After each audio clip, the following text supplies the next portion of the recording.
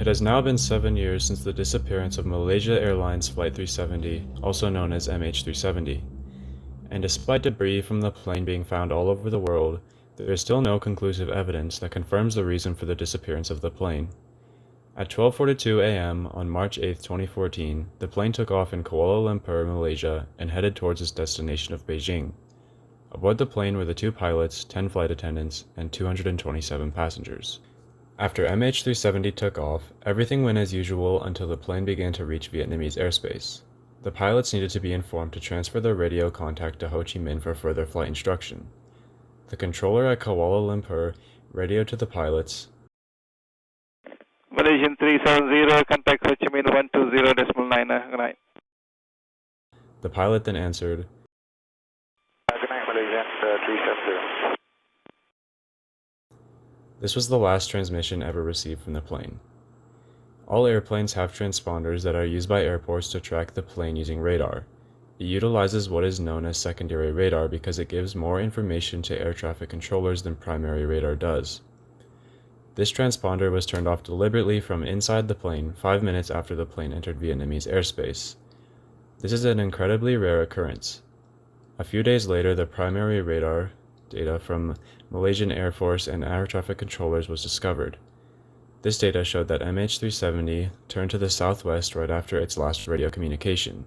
It then flew back across Malaysia and flew around the island of Penang. Then it went up the Strait of Malacca and across the Andaman Sea. Then the radar signal went out of range after this point. Investigators then started to search through the plane's satellite communication data. All modern planes have SATCOM terminals, which communicate with the ground via satellites. The investigators found that the SATCOM link with the plane had been cut off right before primary radar went out of range. The investigators then analyzed the distance of the plane in relation to the satellite and were able to find probable flight paths based on the data.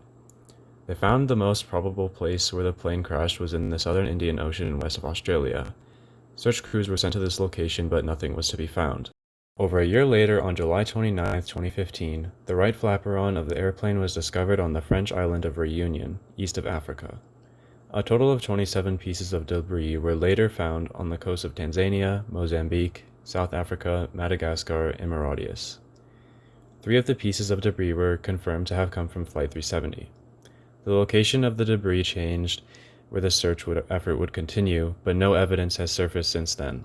In 2018, the Malaysian government gave a final report that the course the plane took and the actions that were taken inside of the plane were intentional, but it could not be determined why the flight disappeared. Many theories about the disappearance have been presented by governments, investigators, and online forums. One popular theory for the disappearance is hijacking. Although a hijacking may seem most probable at first glance, there are many issues with this theory. This plane, a Boeing 777-200ER, has an electrically bolted cockpit door and surveillance feed that the pilots can view from inside the cockpit. If there was a hijacking, it would be near impossible for the hijackers to open the door. Another reason why this is a faulty theory is that the transponders were turned off right after the plane's final transmission, and the hijackers would have no knowledge of this final transmission.